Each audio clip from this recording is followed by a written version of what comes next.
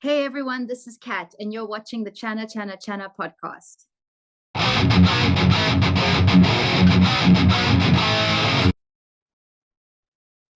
Hi everyone, welcome to another episode of my podcast. We have a very special guest today joining all the way from South Africa. We got Kat on the podcast. Hi Kat, Hi, how are you?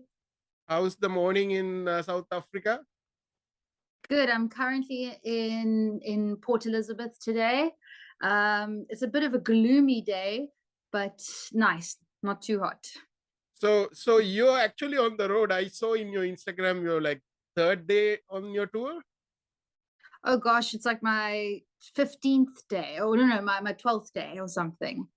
Right. Yeah, So yeah, how's the how's the gratifying. how's the road treating you?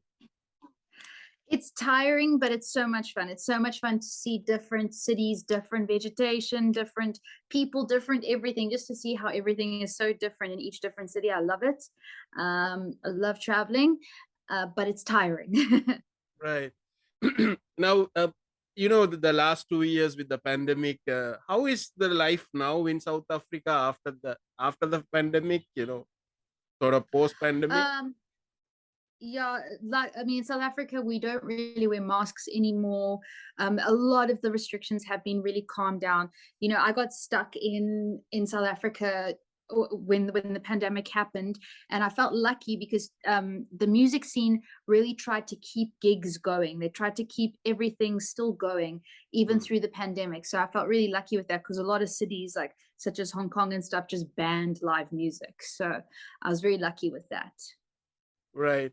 So, how did the pandemic personally affected you? Um, well, I tried to turn it into a positive experience for myself. Like I said, I got stuck in South Africa because I was traveling around before that. And so I used it as an opportunity to learn how to do what I'm doing now. So, which is basically looping. So, taking an instrument, play it, and then it records and then plays a loop, and you add and add and add and add. And so I, took that time to learn how to do what I'm doing. So yeah, it changed my life basically. Right.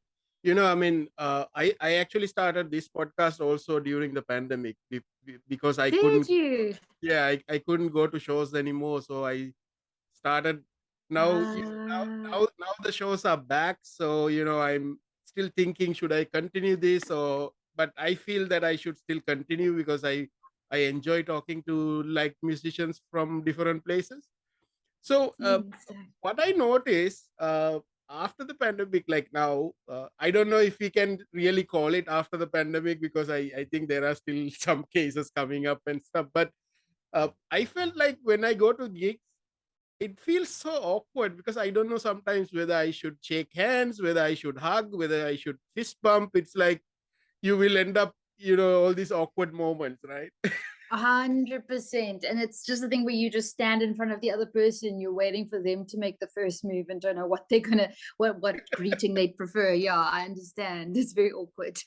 Right. So going like how do you do it? Like you travel different, you play on different cities every day, or like how does the road thing work? Yeah, basically, I spoke to my agent a few months ago and I was like, I want to tour. Where do you think are the best places? So he saw the places that were still like having live music, and we're willing to like, give accommodation or, stuff like that. Yeah, so some of the days we drive for like, just 3 hours and then we get to the new city. Some days we drive for 7 hours and have to leave at like 4 a.m. and that's intense. Um, but it's great. It's yeah, it's a different city every single night except for one stop that we stop for 4 days. But the rest of the time it's a new one every night. But it's fun. It's really it's a wild ride, but I'm loving it. Right. So Kat, before we talk about your, go into your music, let's talk about a little bit about your childhood. What's your earliest memory of music? My dad teaching me the lyrics to all the Guns N' Roses songs in the car. He'd like pause the tape and he'd be like, "This is what he said, repeat it." Then we play the next line. This is what he said, repeat it. And eventually I could sing all the Guns N' Roses songs. Had no clue what they meant, but I could sing all the words. Right. So, Yeah. like when once you start listening to music, like what sort of music were you listening to in the early days? Well, yeah, so it was a mix. So from my dad's side, it was like heavy rock music from when I was very little. But then also, my mom got me into theater. So like musical theater and dance and all of that. So I was also listening to a lot of the theatrical stuff. So just a mix of everything, which is synonymous with what I'm doing now, which is also like a mix of so many different genres. So I've always listened to a very wide variety of stuff. Right. Actually, like when I'm watching your music videos, I feel that theater element there because you kind of like storytelling and you bring that elements there, right? Oh, thank you so much. Yes, exactly that. I love to tell a story, 100%. Right. So how do you describe yourself? Because are you a singer? Because I know you play a lot of instruments as well, right? I call myself a multi-instrumentalist. So yeah, I play vast majority bass guitar, guitar, cigar box guitar, piano, and then I do the electronic stuff, the finger drumming, all of that, and then I sing. So yeah, I just call myself a musician because I make music. That's the main thing. Right. So who has been like most influential artist for you? Wow, nice question. Basically, there's a woman called Kavehi. She's a Hawaiian musician, and what I do now are modeled off what she does, the looping and the basically taking a song and then breaking it down and rebuilding it completely in your own way from scratch. I very much took a lot of inspiration from her, but other than that, I take a lot of inspiration from the old blues guys like Muddy Waters, Howlin' Wolf, Freddie King, all those guys. I listen to them a lot, and try and at least sing with that level of richness in my voice, is like a goal of mine. Have you come across with Kenny Hughes from South Africa? Kenny Hughes, I haven't. He's also like a blues artist. I think he works with Ah, he works with Devo as well. oh, I think he was on the charts. I think I did see his name on the charts. Now you say that, yes, but I haven't heard him myself. No. Right, right. Uh, so tell me a little bit. How did you get into like all these instruments, and how does the interest started? How did you like decided? Okay, I want to become a musician or play Well, I all these. always sang. I always thought I was the Little Mermaid, so I sang always. But I grew up in Asia, and in Asia, they push you to do everything and more. And so it was like, I don't know, when I was like 7 years old, everyone was just supposed to learn guitar. So that year we spent learning guitar. Then the next year we learned playing the bass. And so like you were just exposed to so many instruments and so many different things. And I was just one of those kids that just kept it going. It was just something I naturally did.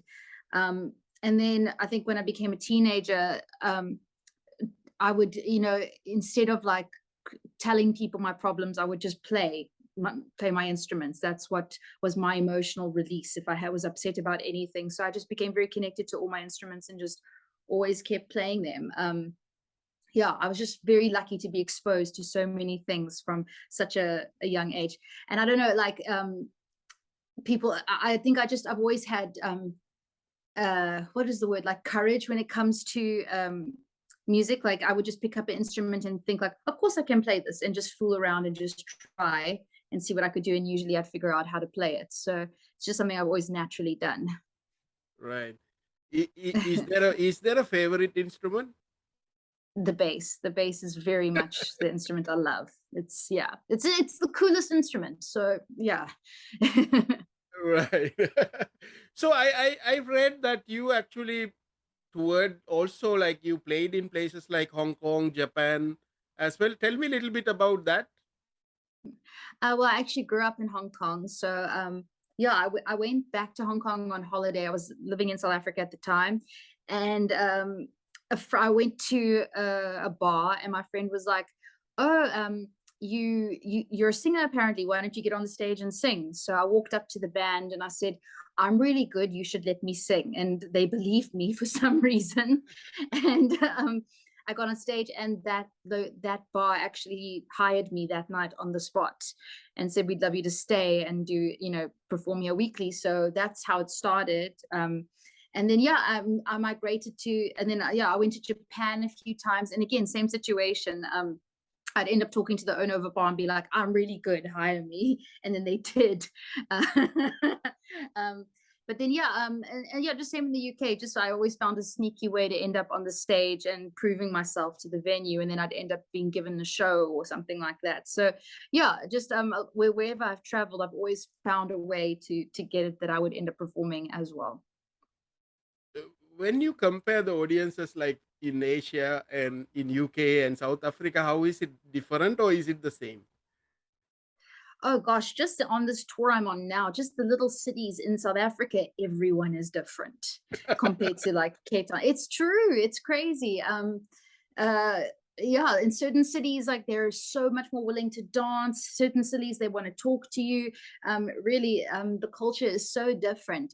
I mean, if you compare Asia to South Africa, even just the genres that they prefer, the songs that are communal songs that everybody knows are different. You've really got to read your crowd and mold yourself to what you can see that they like and change it from there. Right. So, Kat, I actually discovered the music scene in South Africa just few years, like just during the pandemic. Before that, Ah. I only knew like maybe one or two bands, but I didn't know there was a like a really healthy scene there, like especially in rock and metal. There's a lot of shows.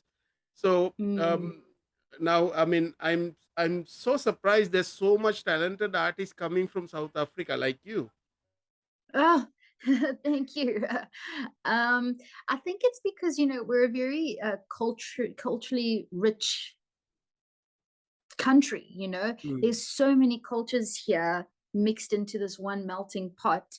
And I mean, as you know, with like African culture, music and drumming is so integral with that. mm, And then you get all the European influences and all the other influences mixed in. I don't see how we couldn't not have such unique musical acts here. And as you know, like music is the one thing that can bring absolutely anybody together. mm. And I do find in our country, especially with the divides that we've had in the past and all of that, music's the one thing that we can all come together and do, and that brings us together and unifies us. Right. So now you have you have two songs online. You have on Spotify and also YouTube. One thing I want to ask you, the music videos that you put out, the two music videos for Wolf and Halloween, they're so good quality. Like I mean, I can't imagine like you're just putting by is it you're putting by yourself? It's there seems to be a lot of effort going into these media, the music videos, right? Thank you so much. I appreciate that. No, there is a ton of effort. I didn't want to just make an album and then put it out there and then nothing. I thought, you know what, let me release each song one by one and make a big deal of each of the songs. So with each song, there's a photo campaign, there's a whole Instagram thing about it. And then, yes, there's a big deal video about it. Wolves was extremely important to me, just from its message and all of that. So, I wanted to do it correctly. I worked with professionals, professional, people on film. I have my own creative team that I work with on everything. I've got two people, Josh Helsinger and Amber Smith, who with every song that I do, I come to them and I'm like, right, here's the message. Here's what I want to do. What can we do? And because they're such passionate creatives, they really help me bring my ideas to the next level and create a vision. And I mean, and we're in a day and age where video is so big and so important. I found it was important to make some high quality music videos. I want my brand to be known for my quality, not just Right. some random chill, not much effort kind of thing. Right. So for in the song Wolf, you collaborated with Mark Hayes, right? So Yes. tell everybody who is Mark Hayes is. So Mark Hayes has been in this industry over 10 years. He's my producer, but he's also a rocker, a professional rocker of note. He's got an incredible voice and he plays guitar. And I met him luckily at a gig. And he said he wanted to get into producing artists. And so we ended up working together. But he doesn't just produce my music, he's a mentor, a guide, and we just work really well together. So I'm very fortunate that I found a producer that I can form such a great partnership with. right. Um, Regarding the message of wolves, I mean, I saw the video, and I mean, this domestic violence, and you know you know these a lot of people are in relationships, and they sometimes they assume that you have to just take on the abuse just to stay in the relationship. So there's a lot of misconception, especially like where we are, like in the Asian region. It's happening a Yeah, lot because yeah. there's a lot of tradition and culture that so it's really good that you are really trying to put out this. And also one thing that I've been passionate about is also about human rights and stuff, because uh, uh, people, especially people in the government, seems to be they don't care about human rights, right? They do Mm. whatever they want to do. So Yeah, yeah. No, thank you so much for noticing that and for caring about that. Because, yeah, it's um d- Wolves was ruined. When I wrote it, it was just an empowerment song in the beginning. And when we were going to do a video, I was like, I want some sort of strong message here. I want to inspire people to get out of a bad situation or go for that dream or something, something to make them think and make them want to, so we were looking for a really powerful message. And interesting you say it's an issue in Asia, because here in Africa at the time when I was making Wolves, we were still sort of in lockdown. And gender-based violence was really big here at the time because people were trapped in their houses yeah, with possibly abusive partners. So and in South Africa, we were really pushing out the phone numbers for the helplines, for people, things that they could do. So luckily, I was able to work with some organizations as well and get them on board as help. For anyone who watched the video, we had the details there and all of that. And I felt really lucky. I even had a girl come up to me and say, gosh, the strength that you show in that video is the strength that convinced me to break up with my partner, an abusive partner. But not just that, the video has, as I wanted it to, translated into different areas of life. I ended up meeting a lady who she had a disability, and she said she uses the song now as like her morning anthem to like get up and take on the world, even with her disability, still go for her dreams. She found inspiration in it for that. So it doesn't just speak to domestic violence, it's for all sorts of empowerment. But thank you so much for noticing. I appreciate that. yeah. And I think also because during the pandemic, I spoke to a lot of people, especially a lot of musicians who got stuck at home. So one thing they Mhm. were going through was this mental health aspects. Like they were having sort of depression ideas, and loneliness and all that. And then so it, it was so revealing, what people are going through. And I always say that if you need help, just ask somebody for help. And if you feel you're getting abused, or if you're not treated well, speak up. I think you have to speak up, right? So that's the Yes. empowerment I think we should start giving to people, right? Just speak up. 100%. Yes, exactly, exactly. Or help, ask for help is the number one thing, Mm. Completely agree with you there. So going from wolves to Halloween, what's your thought on the Halloween itself, like the day of Halloween or the holiday? What do you think about that? That's my favorite holiday. My absolute favorite. You get to dress up as whatever you want. You get to scare people. I mean, there's nothing better. I love it. I'm a massive like horror fan and stuff. So yeah, Halloween's my favorite. I love it. Right. Yeah. Recently, I started watching this Adams Family. You know the movies.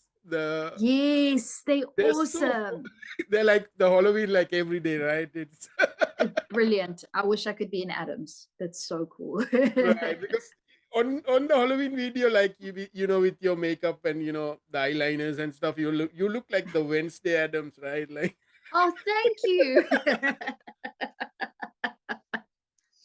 I thought I looked a bit like the bride of Chucky, but right, anyway. right.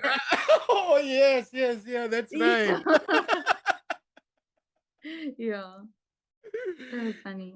There were so many good movies on in the 80s and 90s, right? Especially like early Uh, 90s. yeah, yeah. Now they've pushed some of the sequels too far, but yeah, they were good back then, definitely.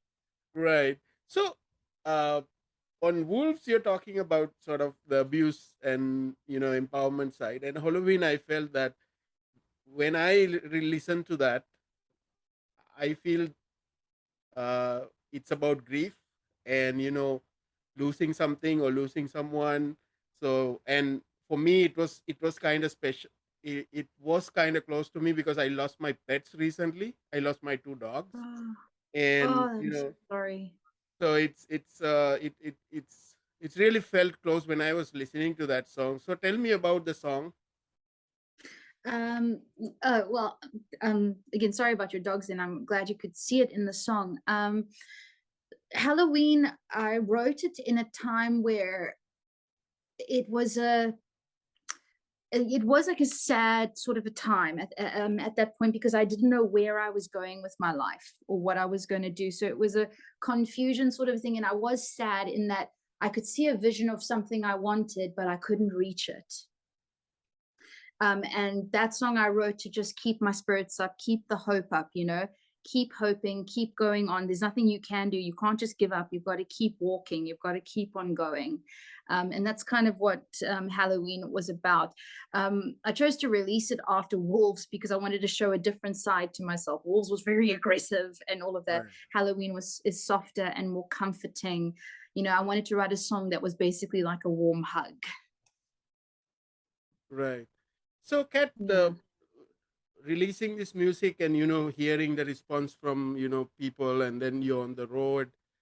What are you discovering about you and about your music now? Like from all this, you know, traveling and playing for different people. That's so amazing that you asked that question. We're literally filming like a little documentary sort of a thing regarding the tour and the journey through the tour. I'm really discovering a lot more about a slight reevaluation of my career. Like now I've played like every single night, and some places not so great, some places great. I've really now, I don't know, come to a realization of where I really want my music to go, and where I want to play, and to be more picky with that. Um, and the direction I want my music sort of to go in, and maybe mistakes I slightly made with things that I released. Mm, Um, so yeah, it's definitely made me realize a whole lot, but also just how fortunate I am that I have the time and the resources to do this. A lot of musicians don't have the opportunity to do this. So I feel so ridiculously lucky. But I will tell you, the one thing I have learned is to just enjoy it myself, because if I'm not enjoying it, what's the point? And so most gigs I've gone to now, I've just gotten up there and just decided I'm going to do this for me, and if the crowd enjoyed, great. If they don't, I'm still going to have a good time. And 9 times out of 10 the crowd have a good time simply because I'm having a good time. right. So, I mean, like it's not just that you go and perform for that 1 hour or whatever the set, right? It's going there and all this journey and everything you experience is part of the tour, right? Yes, exactly, all of it, the emotions, the everything is part of it. Right. Uh, what are the biggest challenges during the road? um Crazy drivers. Also in South Africa, some of our roads are bad. Hey, like potholes, like you don't, it's like a video game to avoid these potholes and stuff. It's that kind of thing. That's a huge challenge in this country. But yeah, it's just keeping your morale up. If you play a completely empty venue, to give yourself the motivation to, well, I've still got to put on the best show that I possibly can. um I keep reminding myself of the story about Lady Gaga, where she her first ever gig, the people who were at that gig were her mom and dad and the bartender. Like that's all the people. And her mom said to her, "Are you sure you want to do this? You don't have to do this." And then Lady Gaga at the time said, "There's 3 audience members here. I have to do this. I have to perform. It's what I'm supposed to do." And that's a story I keep reminding myself of. No matter how many people are there, I'm supposed to do this and I want to do this. So I have a show to present. So here's my show. Right. So, what's happening with, obviously you're touring, but are you writing new songs, or is new songs in progress? Anything you plan to release? Mark is currently working on a batch of songs that I wrote a couple of months ago. So those are all being processed and those are slowly being done and they'll eventually be released. I'm also, yeah, but I mean, ideas are coming out. I want to do a whole covers album now. But I'm always writing. I always like a little lyric line flies into my head and I'm coming up with little things all the time. I've got far too many songs. Yeah, I think covers albums, like, it would be a great idea. One of my favorite covers album is, Metallica's Garage Days album. Have Oh, you heard yeah. of that? That Um, was like a gateway to all the genres, like all the punk songs, and I discovered so many bands just listening to that album. Oh my gosh, yeah, exactly, exactly. And the bands may discover you and everything. And because I mash up songs, that's my thing. I'll mix Mm, songs together. So like recently I just made a mashup of Bon Jovi's You Give Love a Bad Name, and then I mixed it with Nancy Sinatra's Bang Bang. So like I'll mix two to three to four to five songs together sometimes. So I'm wanting to make like a little album of that kind of thing where you all the mashups. right. So, what's your message to the viewers of this video, and who's going to listen to this conversation? Um to just be kind, be kind. You never know what people are going through. Try your best to just be kind and throw me to the wolves, I'll return leading the pack. Go for it. Whatever it is you want to do, go for it. Believe in your heart, believe in yourself, and fight for what you think is right. Right. Anybody you want to shout out to? Oh, um I'll shout out to my mom. No, I'll shout out to Devo. Thank you, Devo, so much for setting this up, and my agent Llewellyn as well. I couldn't have done this tour without you guys, so thank you so much. Right. So, what is the best way to reach out to you, if somebody wants to reach out to you or listen to your music? Tell everybody that how they can access your social media. The absolute best way is to go to my website, which is www.catmusic.co.za. Uh, and that's cat with a K. If you just go to Cat Music, you'll find absolutely everything there. My Instagram, my Facebook, my YouTube channel, all of those things. But you can just go to my Instagram, which is cat_the performer_music. You can find me there. Or if you're lazy, just go to YouTube, type Cat Wolves or Cat Halloween. You'll find my YouTube channel there and you'll find all the links everywhere. I'm everywhere on the socials, so you'll find me very easily. Right. So, tell also what's the plan for the tour? Any recent places that you're going to? Currently, so tonight I'm in Port Elizabeth, so I'm going to play a show here tonight. And then we get back on the road, and tomorrow I'm in Knysna playing a show there, and then I'm back in Cape Town. So that's about it. The plan moving forward is to create a massive Halloween show. I want to do a really, really, really cool Halloween show. So I'm going to spend some time planning that, and we'll take it from there. Right. So, Kat, thanks for joining the podcast. As I said, I really appreciated your music videos, and I really Thank you. love to see more coming out of you, and also maybe a full length album soon. and and Thank and you once so much. once you get this tour done, hopefully you can bring this tour to Asia as well. I hope so. No, that is the plan. That is the plan, 100%. We are, like I said, filming a little documentary on the tour, so that'll also be coming out. But definitely, the tour is going to go hopefully the Johannesburg way and then to Asia. Hopefully, that is my Right. plan. I am from Hong Kong, so hopefully, I'll get in there soon. Right. So, Kat, thanks for joining again. So, have a great day ahead. Thank you for having me. Thank you. Thank you so much.